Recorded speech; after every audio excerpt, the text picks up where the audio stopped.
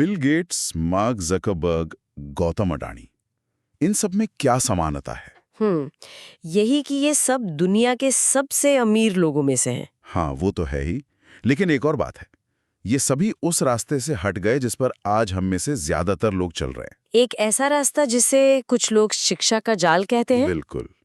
और आज हमें जो स्रोत मिले हैं वो इसी जाल की परतों को खोलने का दावा करते हैं। तो चलिए इस पूरे मामले की गहराई में उतरते हैं। बिल्कुल। आज हमारे पास जो मुख्य स्रोत है वो एक डॉक्यूमेंट्री है जो एक बहुत ही भड़काने वाला तर्क देती है। अच्छा। उसका कहना है कि हमारी जो आधुनिक शिक्षा प्रणाली है वो असल में गलती से ऐसी नहीं बनी है। तो फिर उसे जानबूझकर ऐसा डिजाइन किया गया है और इसका मकसद स्वतंत्र विचारक या उद्यमी बनाना कभी था ही नहीं। तो फिर क्या था? इसका असली मकसद था आज्ञाकारी कर्मचारी तैयार करना। ये तो बहुत बड़ा दावा है। मतलब हमारे स्कूल और कॉलेजेस सिर्फ नौकर बनाने की फैक्ट्रियां हैं? स्रोत तो यही कहता है। सुनने में थोड़ा कॉन्स्पिरेसी जैसा लगता है, लेकिन ठीक है, इस शो का मकसद ही ऐसे दावों की पड़ताल करना है। हमारे पास एक दो और लेख भी हैं, तो देखते हैं कि ये सारे स्रोत मिलकर क्या तस्वीर बनाते हैं। चलिए शुरू करते हैं उस कीमत से जो लोग इस सिस्टम में चुकाते हैं। डॉक्यूमेंट्री की शुरुआत एक बहुत ही जानी पहचानी कहानी से होती है।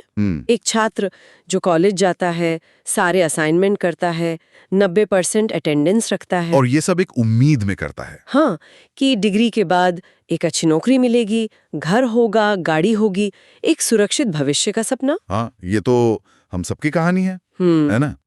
लेकिन असलियत वो अक्सर इस सपने से बहुत अलग होती है। बिल्कुल। डॉक्यूमेंट्री में एक 30 साल के व्यक्ति का उदाहरण दिया गया है और वो बहुत मार्मिक है। क्या है वो? उसने 12 साल लगाकर 3 अलग-अलग विषयों में पोस्ट ग्रेजुएशन किया। बीएड किया, नेट क्वालिफाइड है। मतलब योग्यताओं की कमी नहीं, कोई कमी नहीं, लेकिन फिर भी वो बेरोजगार है। 18 साल की उम्र में शुरू हुआ ये सफर 30 की उम्र तक सिर्फ डिग्रियां इकट्ठा करने में ही निकल गया। और ये सिर्फ पैसे या नौकरी की बात तो नहीं होगी, है ना? इसका असर तो इंसान की पूरी शख्सियत पर पड़ता होगा। यही तो सबसे दुखद हिस्सा है। डॉक्यूमेंट्री दिखाती है कि कैसे इस प्रक्रिया में व्यक्ति का आत्मविश्वास, उसका आत्मसम्मान, वो पूरी तरह से टूट जाता है। वो शख्स कैमरे पर कहता है, मैं 2 साल से गांव भी नहीं गया हूं। अरे! परिवार, रिश्तेदार लोग उतना बात नहीं करते हैं। सोचिए, समाज में अपनी जगह बनाने की कोशिश में वो समाज से ही कट जाता है। ये बहुत भारी है। और अगर किसी तरह मान लीजिए नौकरी मिल भी जाए, तो क्या वो आजादी मिलती है जिसका सपना देखा था? डॉक्यूमेंट्री के मुताबिक बिल्कुल नहीं। असल में जाल तो वहीं से शुरू होता है। अच्छा। जब मजबूरी में कोई कम सैलरी वाली नौकरी मिलती है तो व्यक्ति तुरंत होम लोन और कार लोन के जाल में फंस जाता है। अब नौकरी खोने का डर उसके सपनों पर हावी हो जाता है। जिंदगी बस एक तनख्वाह से दूसरी तनख्वाह तक का सफर बन जाती है। और डॉक्यूमेंट्री का तर्क ये है कि ये कोई हादसा नहीं है। नहीं, ये इस व्यवस्था का सोचा समझा नतीजा है। एक ऐसा चक्र जो व्यक्ति को हमेशा डराकर और नियंत्रित करके रखता है। ठीक है, ये एक बहुत ही निराशाजनक तस्वीर है। अगर ये सच में एक डिजाइन है, तो इसे किसने और क्यों बनाया? इस डिजाइन की जड़ें कहाँ हैं? बिल्कुल, और यहाँ से कहानी बहुत दिलचस्प हो जाती है। ये समझने के लिए डॉक्यूमेंट्री हमें इतिहास में बहुत पीछे ले जाती है। साल 1806 में 1806? हाँ, प्रशिया और नेपोलियन के बीच एक युद्ध हुआ था और प्रशिया के पास उस समय की सबसे बेहतरीन सेनाओं में से एक थी, लेकिन वो बुरी तरह हार गई। और हार के बाद हमेशा एक सवाल उठता है, हमसे गलती कहाँ हुई? सही कहा। प्रशिया के लीडर्स ने जब इस हार का विश्लेषण किया तो वे एक बहुत अजीब नतीजे पर पहुंचे। क्या? डॉक्यूमेंट्री के अनुसार उन्होंने पाया कि उनके सैनिक बहुत ज्यादा सोच रहे थे। सोच रहे थे? एक मिनट, ये तो अच्छी बात होनी चाहिए। होनी तो चाहिए, पर उन्हें ये पसंद नहीं आया। वो लड़ाई के दौरान अपने सुपीरियर्स के आदेशों का आंख बंद करके पालन करने के बजाय खुद फैसले ले रहे थे। अच्छा। तो इसका समाधान निकालने के लिए उन्होंने एक पूरी तरह से नई शिक्षा प्रणाली बनाई, जिसे प्रशियन एजुकेशन सिस्टम कहा गया। हाँ, और इस प्रणाली ने पहली बार मानकीकृत पाठ्यक्रम, उम्र के हिसाब से कक्षाएं, घंटी बजने पर क्लास बदलना, मतलब वो सारी चीजें जो आज हमें स्कूल में सामान्य लगती हैं, वो सब वहीं से आया। और मकसद सिर्फ एक था, ऐसे नागरिक तैयार करना जो बचपन से ही नियमों और अधिकार का पालन करना सीख जाएं। मतलब हमारे स्कूलों का जो पूरा ढांचा है, घंटियां, पीरियड, एक जैसा सिलेबस, वो सब सेना के लिए आज्ञाकारी सैनिक बनाने के मॉडल से आया है। ये तो चौंकाने वाली बात है। हाँ, डॉक्यूमेंट्री का तर्क यही है। और फिर आई औद्योगिक क्रांति। फैक्ट्रियों को बड़ी संख्या में ऐसे मजदूरों की जरूरत थी जो रोज 10-12 घंटे एक ही बोरिंग काम बिना शिकायत किए कर सकें। लेकिन उस समय तो लोग आत्मनिर्भर थे ना, खेती, छोटे मोटे व्यवसाय। बिल्कुल। कोई क्यों अपनी जमीन और आजादी छोड़कर किसी और की फैक्ट्री में मजदूरी करना चाहेगा? तो फैक्ट्री मालिकों ने इस प्रशियन मॉडल को अपना लिया। एकदम सही। सैनिक की जगह मजदूर, लेकिन सिद्धांत वही था, आज्ञाकारिता। और रचनात्मकता का क्या? उसे दबाना ही तो मकसद था। लोगों की स्वतंत्र सोच को दबाना, ताकि उनके दिमाग में नौकरी करने के अलावा कोई और विकल्प ही ना बचे। उन्हें सिखाया गया कि सुरक्षित जीवन का एकमात्र रास्ता यही है। ठीक है, ये तो समझ आता है कि ये यूरोप और अमेरिका में कैसे फैला होगा, लेकिन ये सब भारत में कैसे आया? यहाँ उनका मकसद और भी गहरा था।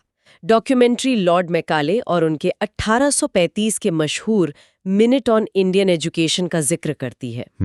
मैकाले अंग्रेजों को इतने बड़े देश पर शासन करने के लिए सिर्फ सिपाही नहीं, बल्कि क्लर्क, प्रशासक और ऐसे भारतीय चाहिए थे जो उनकी व्यवस्था को चला सके। और मैकाले ने तो अपनी मंशा जाहिर करने में कोई कसर नहीं छोड़ी थी, है ना? उनकी वो मशहूर लाइन। हाँ, और वो लाइन आज भी चुभती है। उन्होंने कहा था कि वो एक ऐसा वर्ग बनाना चाहते हैं जो खून और रंग में भारतीय हो, लेकिन सोच, पसंद और नैतिकता में अंग्रेज हो। Indian in blood and color, but English in taste, in opinions, in morals and in intellect. तो मतलब हमारे यहाँ की शिक्षा प्रणाली की नींव ही गुलामी की मानसिकता को बढ़ावा देने के लिए रखी गई थी। स्रोत तो यही कहता है। मकसद ऐसे लोग तैयार करना था जो दिखे तो भारतीय, लेकिन अंदर से ब्रिटिश राज के वफादार हों। लेकिन ये तो लगभग 200 साल पहले की बात है।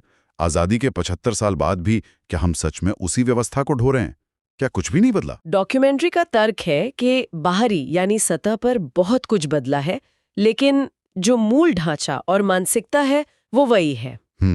आज स्कूल और कॉलेज शिक्षा के केंद्र कम और स्टेटस सिंबल ज्यादा बन गए हैं। मेरा बेटा बड़े स्कूल में पढ़ता है, ये कहना एक गर्व की बात बन गई है, भले ही वहाँ बच्चे को सिर्फ रटना सिखाया जा रहा हो। बिल्कुल। ये मुझे अपने स्कूल के दिनों की याद दिलाता है। हाँ? जब भी कोई सवाल सिलेबस से थोड़ा हटकर पूछो तो अक्सर डांट पड़ती थी कि आउट ऑफ सिलेबस मत जाओ। हाँ, रचनात्मकता को एक तरह से सजा दी जाती थी। और यही इस प्रक्रिया का अंतिम लक्ष्य है। हाँ, एक ऐसा व्यक्ति बनाना जो कॉलेज से बाहर निकलकर सवाल न करे, बल्कि सिर्फ एक नौकरी की तलाश करे। डॉक्यूमेंट्री में एक बहुत ही कड़वी बात कही गई है। कौन सी? लोग अपनी जिंदगी का 25% से ज्यादा हिस्सा इस सिस्टम में लगा देते हैं, ताकि अपने से कम पढ़े लिखे आदमी की कंपनी में जाकर उसके सपने पूरे कर सकें। ये तो बहुत चुभने वाली बात है। और आंकड़े क्या कहते हैं? क्या ये सिर्फ एक फलसफा है? आंकड़े इस कहानी का समर्थन करते दिखते हैं। डॉक्यूमेंट्री बताती है कि भारत में 25 साल से कम उम्र के 42% ग्रेजुएट बेरोजगार हैं। 42%? और ये सिर्फ औसत कॉलेजों की बात नहीं है। एक मिनट, क्या IITs जैसे संस्थानों का भी जिक्र है? उन्हें तो सफलता की गारंटी माना जाता है। हाँ, और यही सबसे चौंकाने वाला आंकड़ा है। इस स्रोत के अनुसार हाल ही में IIT बॉम्बे में 36% छात्र और IIT दिल्ली में लगभग 40% छात्र प्लेसमेंट हासिल नहीं कर पाए। क्या? IIT बॉम्बे और दिल्ली में? हाँ, अगर देश के सबसे अच्छे संस्थानों का यह हाल है, तो बाकी जगहों का अंदाजा लगाना मुश्किल नहीं है। ये तो अविश्वसनीय है। मतलब IIT की डिग्री भी अब नौकरी की गारंटी नहीं रही। यहाँ पर हमारे पास एक और लेख है जो एक बहुत दिलचस्प तुलना करता है। हाँ, वो तुलना इस समस्या की गहराई को और अच्छे से दिखाती है। उसके अनुसार अमेरिका में एक ट्रक ड्राइवर भारत के एक औसत इंजीनियर से 10 गुना ज्यादा कमाता है। 10 गुना? हाँ, जहां एक ट्रक ड्राइवर महीने का 10 से 15 लाख रुपए कमा सकता है, वहीं भारत में कई इंजीनियर इस कमाई के बारे में सोच भी नहीं सकते। ये साफ दिखाता है कि अब दुनिया में डिग्री से ज्यादा स्किल की कीमत है। ठीक है, तो समस्या बहुत गहरी है। सिस्टम पुराना है, बेरोजगारी बढ़ रही है, डिग्री की कीमत घट रही है। लेकिन यहां मुझे एक सवाल पूछना है। हमारे पास एक और लेख है जो तर्क देता है कि इस प्रणाली की इतनी आलोचना भी ठीक नहीं है। अच्छा, वो क्या कहता है? उसका कहना है कि इसी कर्मचारी बनाने वाली प्रणाली ने भारत को एक विशाल शिक्षित मिडिल क्लास दिया है। सही बात है। और इसी मिडिल क्लास ने 1991 के बाद देश की आर्थिक तरक्की में बहुत बड़ा योगदान दिया। इसी सिस्टम ने आईटी क्रांति को संभव बनाया। इस तर्क को कैसे देखें? ये एक बहुत ही जरूरी और जायज सवाल है और ये दिखाता है कि मामला सिर्फ काला या सफेद नहीं है। उस लेख का तर्क सही है। एक मानकीकृत शिक्षा प्रणाली ने लाखों लोगों को गरीबी से बाहर निकलने और एक स्थिर जीवन जीने का मौका दिया। उसने देश के विकास के लिए जरूरी वर्कफोर्स तैयार की। बिल्कुल। लेकिन डॉक्यूमेंट्री का मुख्य तर्क ये है कि जो प्रणाली औद्योगिक युग और 20वीं सदी के लिए जरूरी थी, वो 21वीं सदी की चुनौतियों के लिए पूरी तरह से अपर्याप्त और हानिकारक है। दुनिया बदल गई है, लेकिन हमारा सिस्टम नहीं बदला। तो मतलब अब हमें कर्मचारी नहीं चाहिए? ठीक यही बात। आज दुनिया को करोड़ों ऐसे लोगों की जरूरत नहीं है जो एक ही तरह का काम कर सके। वो काम तो अब एआई और मशीनें कर रही हैं। तो अब किसकी जरूरत है? आज दुनिया को innovators, problem solvers, creative thinkers और होशियार लोगों की जरूरत है। और हमारी प्रणाली ऐसे लोग बनाने में नाकाम हो रही है। तो फिर समाधान क्या है? क्या डॉक्यूमेंट्री कहती है कि हम सब अपने बच्चों को स्कूल कॉलेज भेजना बंद कर दें, बिल गेट्स या जकरबर्ग की तरह ड्रॉप आउट बन जाएं? नहीं, बिल्कुल नहीं। और ये एक आम गलतफहमी है। डॉक्यूमेंट्री कहती है कि समाधान सिस्टम को छोड़ना नहीं है, बल्कि सिस्टम पर सवाल उठाना है। ये समझना कि इसे किसने और क्यों बनाया था। एक बार जब आप ये समझ जाते हैं कि ये सिस्टम आपको एक विशेष सांचे में ढालने के लिए बना है, तो आप उस सांचे से बाहर निकलने के तरीके खोज सकते हैं। और वो तरीके क्या हो सकते हैं? सबसे बड़ा बदलाव मानसिकता में है। अब ज्ञान सिर्फ महंगी कॉलेज डिग्रियों में नहीं है।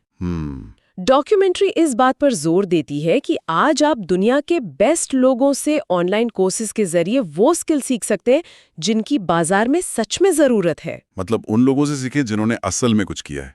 हाँ, ना कि उन प्रोफेसरों से जिनका ज्ञान सिर्फ किताबी है। ये माता पिता के लिए भी एक बहुत बड़ा सबक है। हाँ, उनके लिए एक बहुत जरूरी सलाह दी गई है।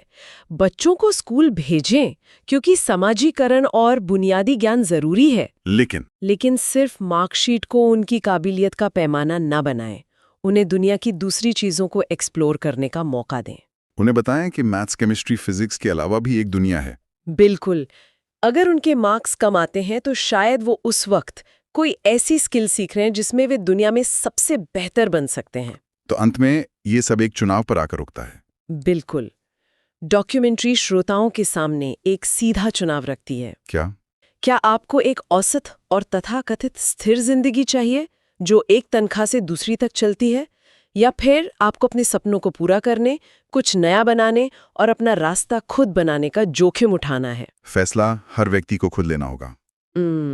तो आज की इस पूरी चर्चा को अगर समेटें तो तस्वीर ये बनती है कि हमारी शिक्षा प्रणाली, जिसकी जड़ें प्रशिया की सैन्य जरूरतों में हैं और औद्योगिक क्रांति के फैक्ट्री मॉडल में है, वो मुख्य रूप से आज्ञाकारिता सिखाने के लिए बनाई गई थी, न कि रचनात्मक स्वतंत्रता के लिए। और ये डिजाइन, चाहे अनजाने में ही सही, आज भी हमारे जीवन और करियर को गहराई से प्रभावित कर रहा है। हमने ये भी देखा कि जहां इस प्रणाली ने एक स्थिर वर्कफोर्स बनाकर देश के विकास में मदद की, वहीं आज की बदलती दुनिया में ये अप्रासंगिक होती जा रही है। बिल्कुल। ये हमें सवाल उठाने और स्किल आधारित सीखने के नए तरीकों को अपनाने के लिए मजबूर कर रही है। बिल्कुल। तो आज श्रोताओं के लिए सोचने वाली बात यह है, अगर हम ये मान लें कि शिक्षा का असली मकसद अब सिर्फ नौकरी पाना नहीं, बल्कि तेजी से बदलती दुनिया में समस्याओं को सुलझाना, नई चीजें बनाना और एक सार्थक जीवन जीना है, तो वो कौन सी एक सबसे जरूरी स्किल या गुण है जिसे हमारी मौजूदा प्रणाली पूरी तरह से नजरअंदाज करती है, लेकिन जो भविष्य में किसी भी व्यक्ति की सफलता के लिए सबसे ज्यादा जरूरी होगी?